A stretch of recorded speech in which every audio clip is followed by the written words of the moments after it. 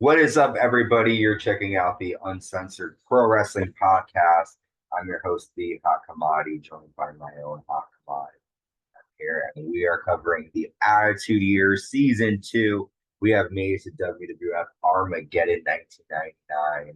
And before we cover the pay-per-view, as we do with every month here at the Uncensored Pro Wrestling Podcast, we're going to cover everything that happened in December 1999, movies, music, and important events. So let's kick off with the important events Let's first. also clear up that the icon of this pay-per-view is The Undertaker, and he's not in it. This is deeply disturbing. I don't get it. I get it because, like, The Undertaker Armageddon, it goes together, but you shouldn't be using it if he wasn't. Yeah, I think they probably I am appalled. I get it, but I feel like they probably took the picture months before he got Don't hurt. give me that. Let's go. Well, you know what? I'm just. Who did the poster?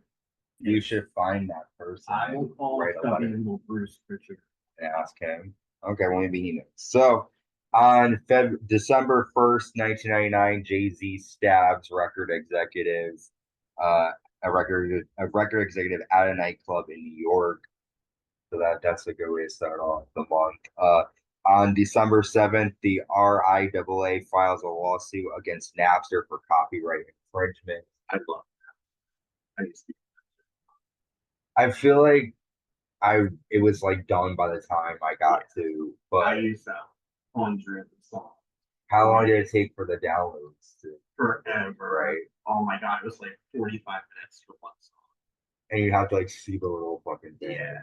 I used to have dial-up, and I would go to my dad's on the weekend, and they had DSL, and it was great because it would only take like 5 minutes for a song. Yeah. So I would make like mad CDs and room. It was great. I use LimeWire a lot. Yeah, I And had the other LimeWire one, too. Yeah, I use LimeWire. And there was another. It was like LimeWire was beer. cool because LimeWire had music videos. Yeah. I used to download those. There was one that was like beer too. It was like something. There was like There was beer. Kazaa. Yeah. LimeWire, yeah. And I used to make like them in DSL files so I could like put the CD in my DVD player and watch the videos. Oh, that's cool. That's hot. Yeah. Well, no, I mean, Big technology. but I mean, Napster was cool, but of course, copyright, all that super Fucking shit. metallic. Yeah, fucking Metallica. Lars Ulrich, bastard. I love the Black Album. On December 16th, Fantasia 2000 premiered in movie theaters, Disney movie. And on December 31st, Boris Yeltsin becomes Russia's first president. Fun fact, they were a communist country before. All right, this is the fun part here. Should we do movies or music? Music. All right. So the top 10 songs of December 1999. Number 10, 24/7 by Kevon Edmonds. Number 9, Hot Boys by Missy Elliott. Number 8, Waiting for Tonight, Jennifer Lopez. 7, You Know What's Up. I forgot who sang that song. Sorry. Number 6, I Need to Know by Mark Anthony. Number 5, My Love Is Your Love by Whitney Houston. Number 4, I Knew I Loved You by Savage Garden. Number 3, I Want to Love You Forever, Jessica Simpson. 2, Back Out 1, Brian McKnight. 1, you let the dream come true. 2, okay. And the number 1 song, what do you think the number 1 song of December 1999? You know? Nope. Smooth, Santana and Rob Thomas. Okay. All right. Smooth is a good song. And Maria is good too.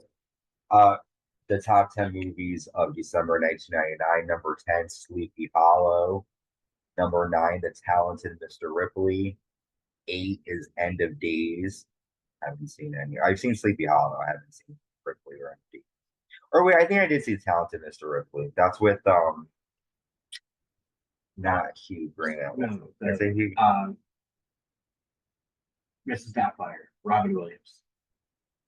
Right? No. This is about like a guy who Yeah, goes like listen, undercover. yeah. I always wanted to watch it, and everybody told me it was boring. So I never. Mr. Ripley, yeah, it's oh, fun. Yeah, that's Imagine having to watch that with your ex and their mother. Long and not fun. End of Days, that's with Arnold Schwarzenegger. 7 is Bicentennial Man. 6, Any Given Sunday. 5, Him on TV. 5, Deuce Bigelow, European Gigolo. 4, The World Is Not Enough. That's a James Bond. 3, The Green Mile, which Yes. 2, Stuart Little. I love Stuart Little. Oh my God. I had it on VHS as a kid. I brought it to school for like the day we bring it movies.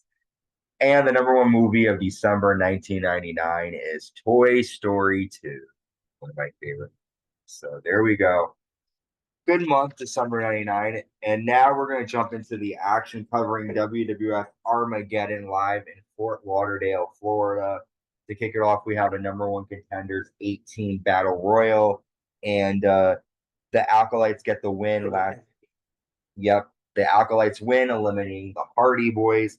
During the match, though, the Mean Street Posse kept getting eliminated. They kept switching the members. Fun stuff. Not really a good match. I hate these like battle royals. It was totally a black. A what? It was like like dark. Oh, I said black. Yeah. Next up, Uncensored Jigs. Next up, we have Steve Blackman taking on Kurt Angle.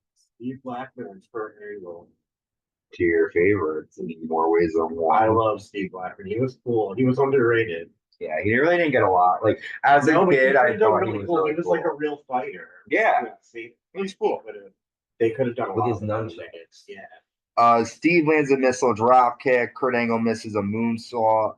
Steve hits a backbreaker. Angle lands a suplex and tosses Blackman to the floor. Angle hits a butterfly suplex, and then Angle gets the win after landing a bridge German suplex. After the win, though, Steve Blackman attacks Kurt Angle with his nunchucks. Kurt Angle is still undefeated. What do you think? It was good. I think I like the rivalry between the two. It made a lot of sense because Steve Blackman and Ken Shamrock. Kurt Angle. Kurt Angle. I'm sorry. Ken Shamrock, Steve Blackman. They were all like real fighters and wrestlers, so it made sense. Yeah, no, the case I guess I'll go fuck myself. No, great. We've been drinking tonight on the Pro Wrestling Podcast. Sure. That's always fun.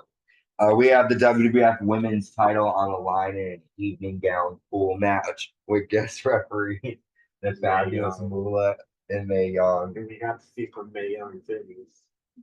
Yeah. Women's champion Ivory defends against BB, Jacqueline, and Miss Kity. Ivory strips Jacqueline and BB. Ivory tries to take BB's bra off. Miss Kity then pulls off Ivory's huge tits. BB. My God. It's yours. She made Terry look like a 12-year-old. Will this clear up my burps? Yeah, it'll help. I have the case of the burps, as you can tell. We're drinking Mike's Extra Hard tonight. Yeah. I wish Ant was extra hard tonight. Gee, thanks. So, yeah, it was a classic. well, we're talking about getting the men hard, liked so we're talking exactly. The men liked the match. It was a After total the match. 90s women match. Yes. Nothing great, but there were tits in it. After Miss Kity strips, takes off her bra, what we found out, well, I found out, I was listening to the Bruce Pritchard podcast. He says that Miss Kity wasn't supposed to like take off her bra. It was Sergeant Slaughter supposed to come out and cover up before she did it. But Kity was an exhibitionist and had no problem being like that. Well, it kind of ruins it to know that Miss Kity was doing Jerry Lawler. Yeah. Well, No, I love Jerry Lawler. I think he's funny. the best commentator of all time. Way better than JR. He's hilarious. I bet he's good with sex too. Oh, he's a total fucking freak. Yeah, you could. Yeah, Yeah. you could tell. but he's really cool. So you know what? Kudos to you, Jerry Lawler. Get as much sex. And Jerry Lawler was hot back in the day. He was handsome. Ooh, Wait, not back. like you. No, he was handsome. Uh, All right, next match. moving on. The Hollies taking on Viscera and Rikishi next. This is kind of I stupid. hate Viscera. Every match with him, I think, was very boring.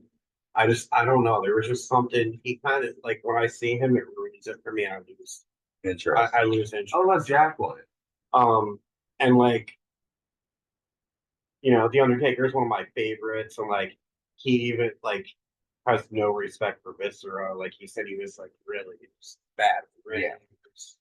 Dennis Knight. On to the next one. Well, Viscera accidentally kicks Rikishi, allowing Hardcore Holly to get the pinfall victory over Rikishi. And it's like the joke is that the Hollies think they're like super heavyweights and they actually beat them. After Viscera shoves Rikishi, Rikishi kicks Viscera to the floor and they play until they're separate. Next up, we have the European champion, the British Bulldog, with the Mean Street Posse, taking on Val Venus and D'Lo Brown. I tell you, Vince was really trying, I think, to make the British Bulldog something again, and he But he gave him the go. He wasn't going. Like they gave him a belt. At that time, the European Championship was, you know, it was something, and like he was boring, and he wasn't like his, you know, like in the Heart Foundation days. He just wasn't blame the creative, right? I mean, they're the ones Yeah. who gave him these, you know. And I think they were stupid for putting him with the Mean Street Posse. I think that kind of Yeah. Mhm. But I agree with you. Poor British. A lot of people say that. You're not the only one who But thinks that. it's also one thing, like when you're in the fucking Heart Foundation and then you're trying to work with the Mean Street Posse. Yeah. The Heart Foundation can make anybody look good. It's fucking Bret Hart And Anvil, also- Owen Hart, and then you're going to like fucking, you know, Shane's friends who weren't even really wrestling. It's like, you know.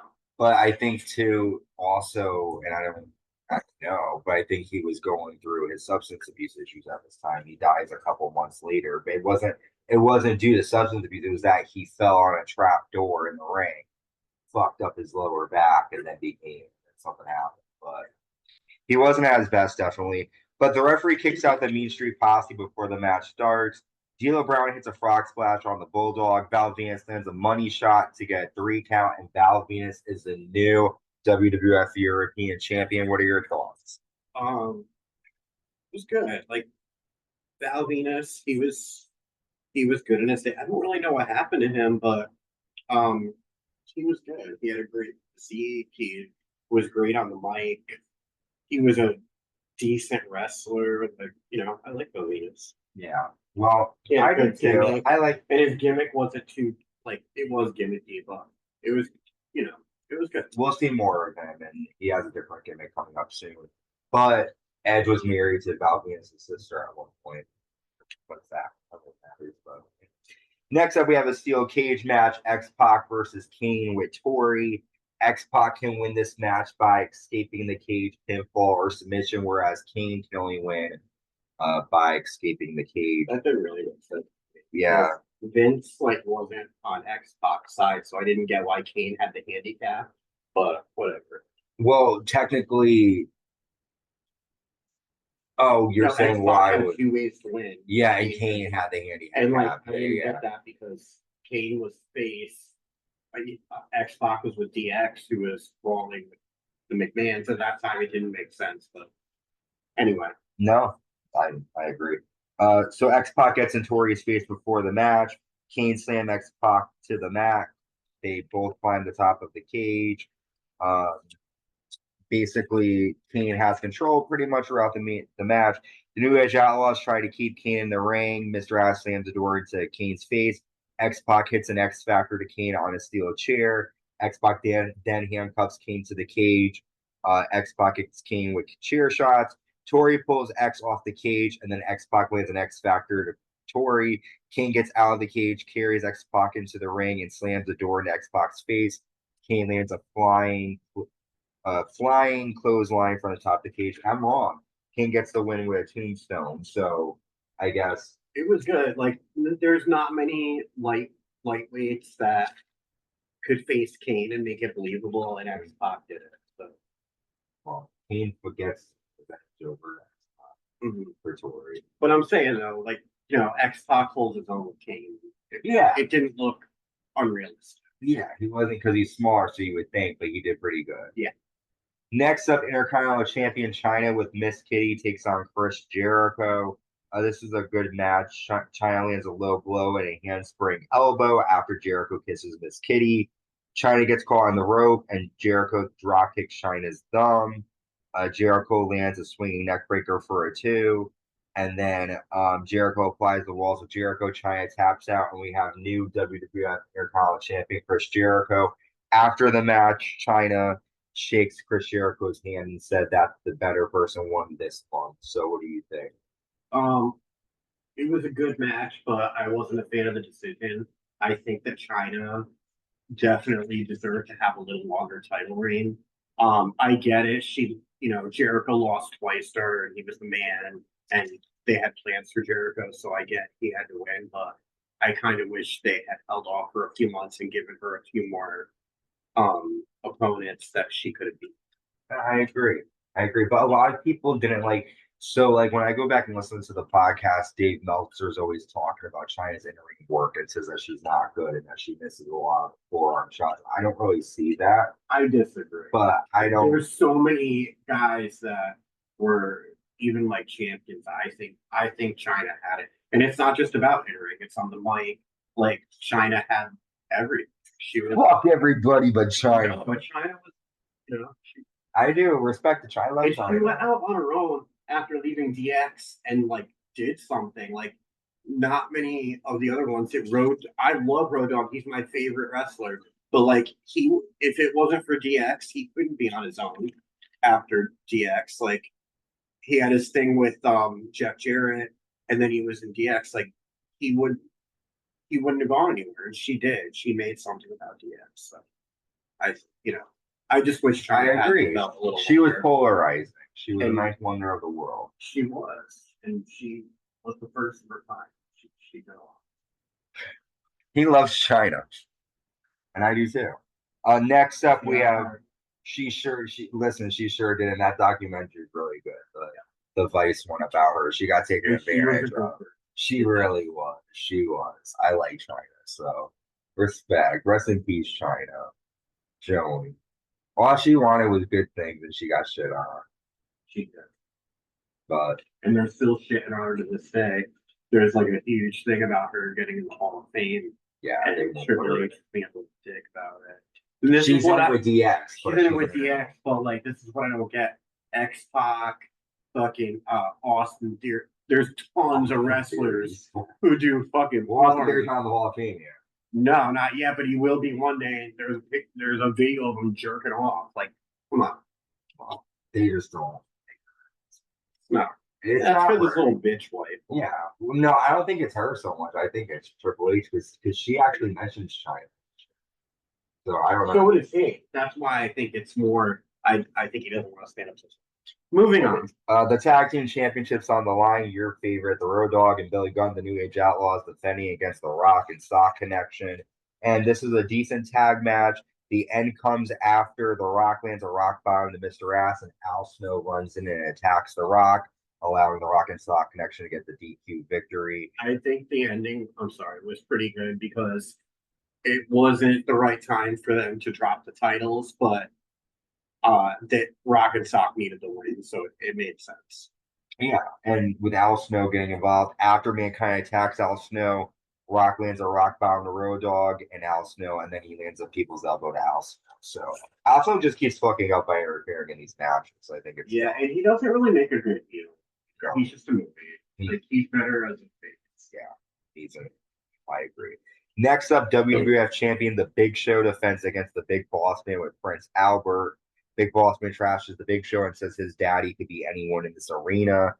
Big Show headbutts Big Boss Man, lands a chokeslam to Prince Albert through a table, and then Big Show lands a big boot and a chokeslam against a quick victory over Big Boss. I think the fact that the World fucking Championship was not a 3-minute match. Was a 3-minute match and not the main event says it all. If they're not putting the belt as the last match, and now it's different because there's 2.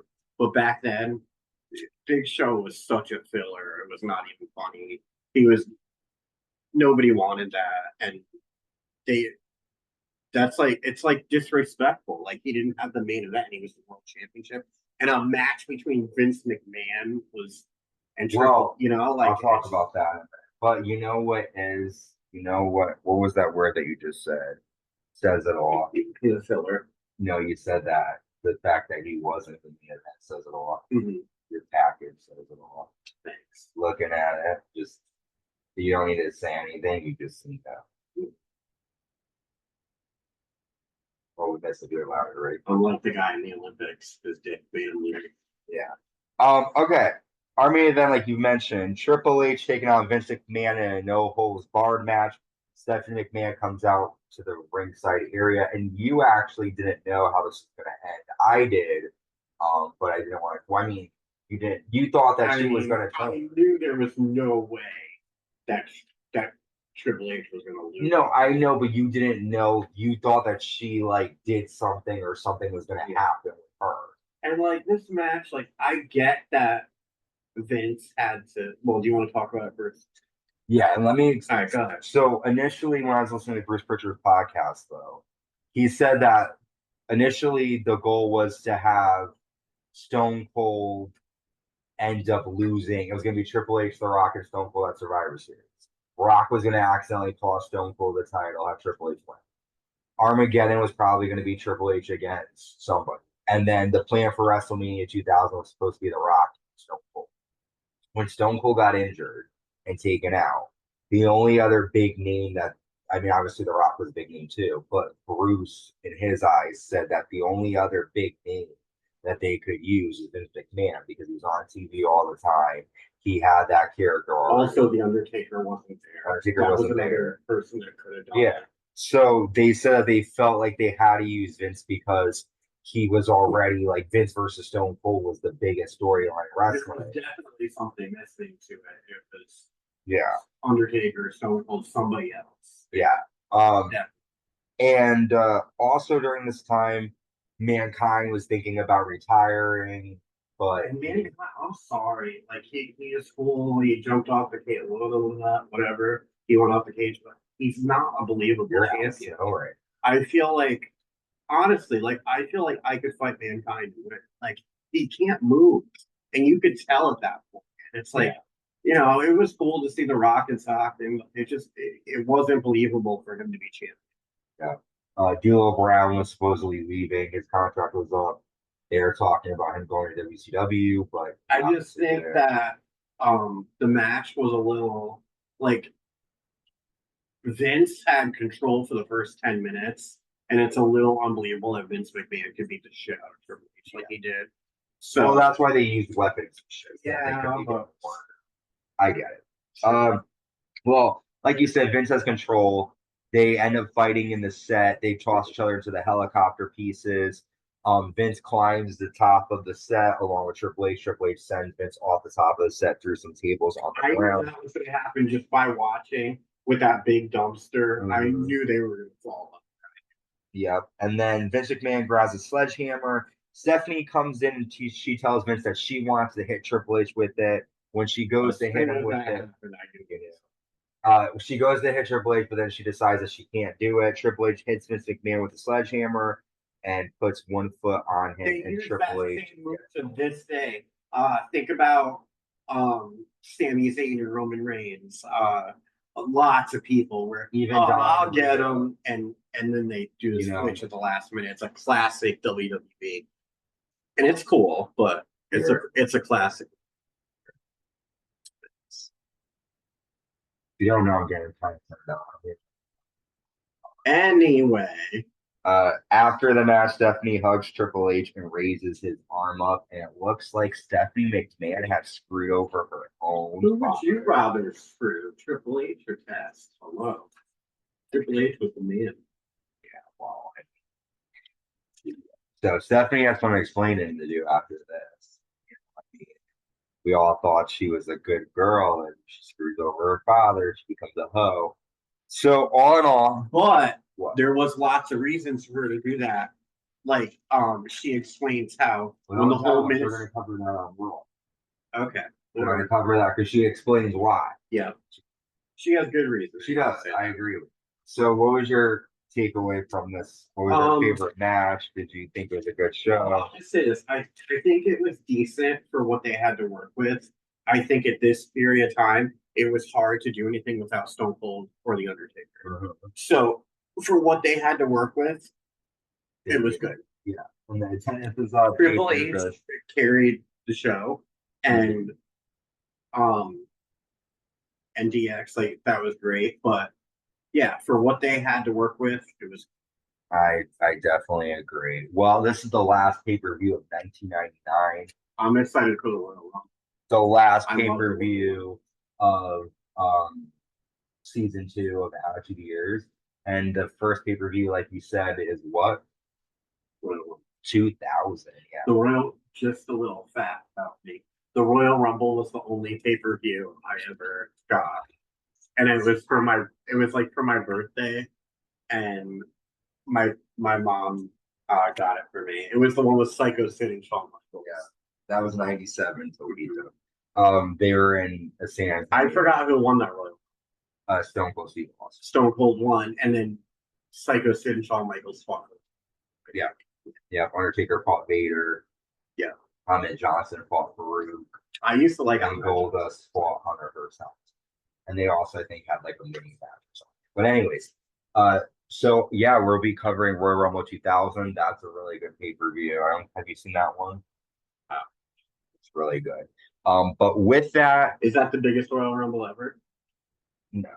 Which one is that? What do you mean? The one in Saudi, the biggest Royal Rumble ever. That's like in 2017. Oh, no, that's not. Well, until next time, like I said, we've made it to December 99. We'll be covering 2000. Still got a couple more episodes to go. Stay fucking uncensored. Stay fucking uncensored. I like that. All right. Be safe and stay fucking uncensored.